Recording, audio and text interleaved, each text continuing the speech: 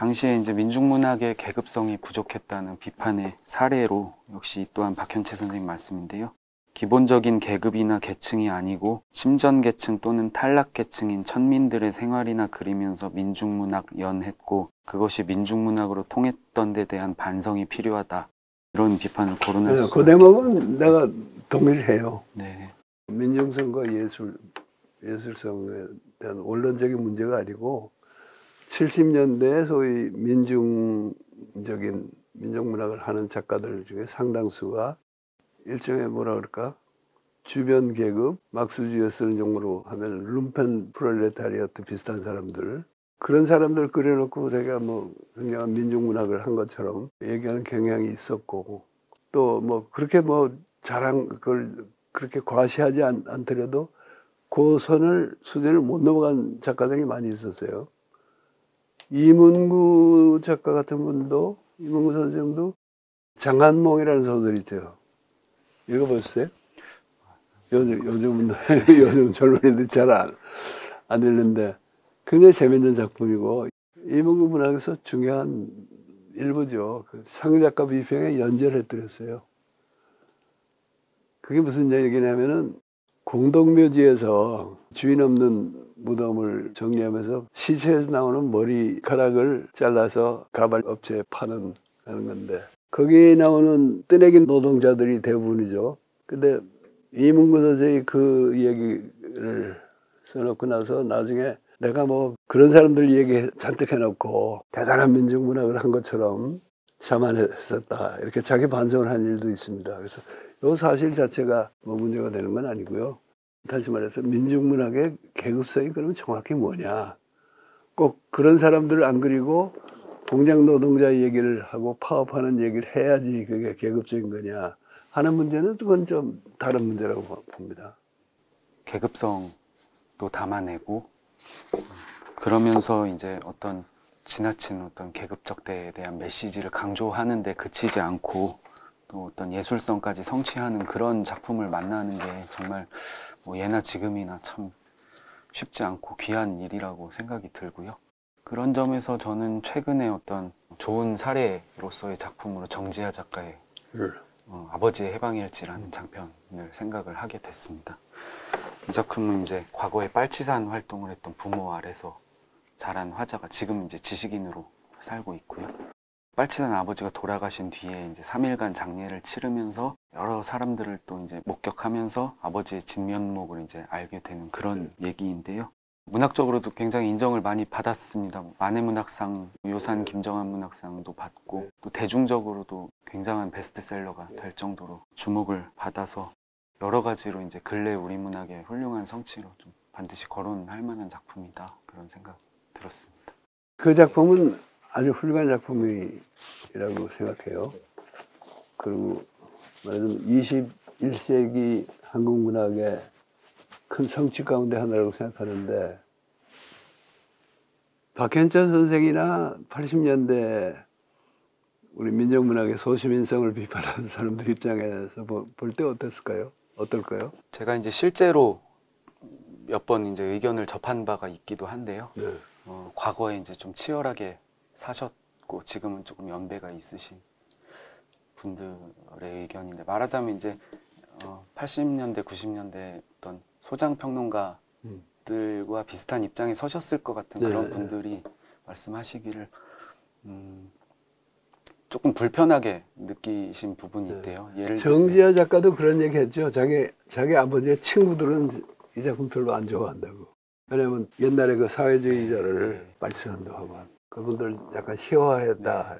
그분들 기준에는 안 맞았을 것 같아요. 그런데 나는 옛날식의 계급성 잣대로 이게 얼마나 계급성을 가진 작품이냐 이렇게 보는 것보다 아까도 얘기했지만 소련이 붕괴하고 뭐 여러 가지 사태를 거치면서 그 당시 그분들의 역사 인식이랄까 세계사에 대한 전망이 사실은 틀렸잖아요.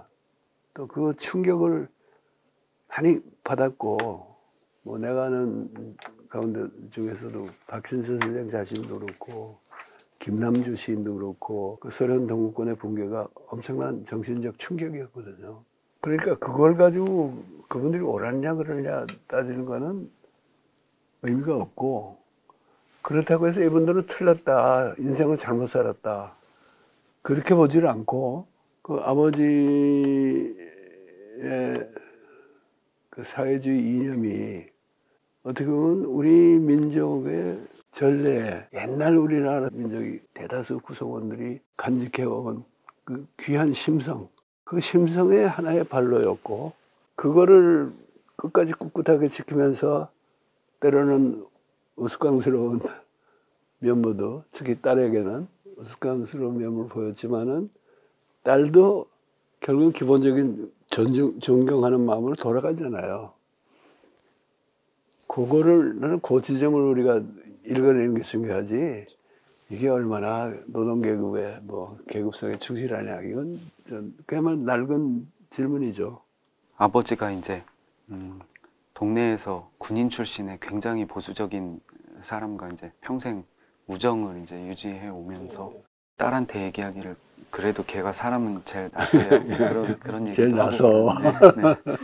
그런 것들이 좀 인상적이었고 이 작품의 어떤 미덕을 좀 함축하는 그런 장면이었던 것 같기도 합니다.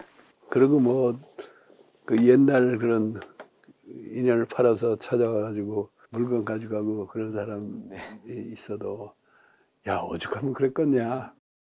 젊은 세대 볼 땐 참 이런 바보스러운 늙은이가 있나 싶지만은 그게 아니거든요.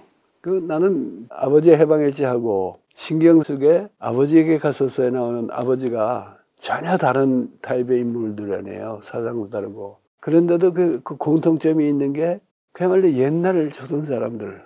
도월 김영호 선생님 말을 표현한다면 고조선의 DNA를 그대로 간직한 그런 면모가 난 참 귀하다고 봤어요. 좌담에서 또 이제 나오는 중요한 지점이기도 한데요. 80년대에는 이제 소위 민족적 형식의 창출이라는 화두가 제기되기도 했습니다. 한반도에서 민족민중 운동을 펼치기 위해서는 이제 우리 현실에 걸맞은 그런 것들을 개발하고 갖추어야 한다는 그런 것일 텐데요. 그러면서 이제 구체적으로는 마당극이나 탈춤, 뭐 사물놀이, 판소리 이런 것들에 좀 주목하는 분들이 많으셨던 것 같고, 문학에서도 좀 예외가 아니었던 것 같고요. 특히 시에서 이제 관련한 여러 고민과 실험이 좀 이어졌던 것 같습니다. 노동 현장에서 집단적인 창작이 시도되기도 했다거나, 뭐 이런저런 장시가 발표되기도 하거나, 뭐 김지아 시인의 대설남 같은 실험적인 작품이 뭐 나오기도 했고요.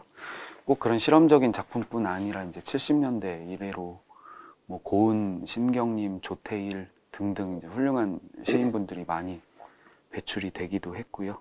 그러면서 이제 독자들도 시에 굉장한 관심을 가지기도 했고, 운동 현장에서 시가 많이 쓰이기도 했던 것으로 알고 있습니다. 그러다 보니까 이제 80년대를 뭐 이른바 시의 시대라고 일컫는 경우도 있었던 것 같고요. 80년대 시에서 빼놓을 수 없는 이름이 여기 좌담에서도 언급됐지만 박노해 시인과 김용택 시인이 또 있겠고요. 그리고 이제 86년에 1권이 나왔던 고은 시인의 만인보. 만인보는 이제 2010년에 이르러서 30권으로 완간이 되는 그런 굉장히 유례없는 대작이기도 합니다. 그런데 이제 이런 시의 시대가 90년대 들어서는 좀 한결 위상이 많이 약해진 것 같습니다. 리얼리즘 시는 뭔가 좀 투박한 서정이다 그렇게 인식되기도 하고, 조금 이제 언어 미학을 추구하는 시들은 반대로 이제 난해시다라고 반대편에서 좀 공격이 되기도 했던 것 같고요. 그럼에도 불구하고 이제 뭐 계속 훌륭한 시인들은 또 많이 나왔죠. 뭐 예를 들면 뭐 백무산 시인이라든지 김혜자 시인이라든지, 그 밖에도 이제 더 젊은 세대로 또 계속 이제 시인들이, 좋은 시인들이 많은데요. 시와 관련해서 선생님께서는 그동안 많은 이제 시인들을 접하시고 만나시고 그러시기도 했고, 지금까지는 이제 만해문학상이나 백성문학상, 운영위원도 하시고 뭐 이렇게 읽어보시기도 하시고 그러신데, 이렇게 이제 오랜 세월 동안 우리 시가 뭐 양적으로 질적으로 이제 성장하는 과정을 쭉 지켜봐 오신 입장에서 특별히 이제 좀 거론할 만한 어떤 성과로 어떤 것들이 있을지. 그 거론하자면은 굉장히 길어질 것 같은데. 예. 그리고 현대시에 대해서는 얼마 전에 김현 시인하고 내가 대담을 하면서 충분히 얘기는 못했지만 상당히 여러 사람을 보냈는데요. 나는 이제 그 얘기보다 이렇게 뭐 우리가 80년대 문학, 뭐 90년대 문학 이렇게 잘라서 얘기하다 보면은 그 어디에도 소속이 분명치 않아서 실종되는 분들이 있어요.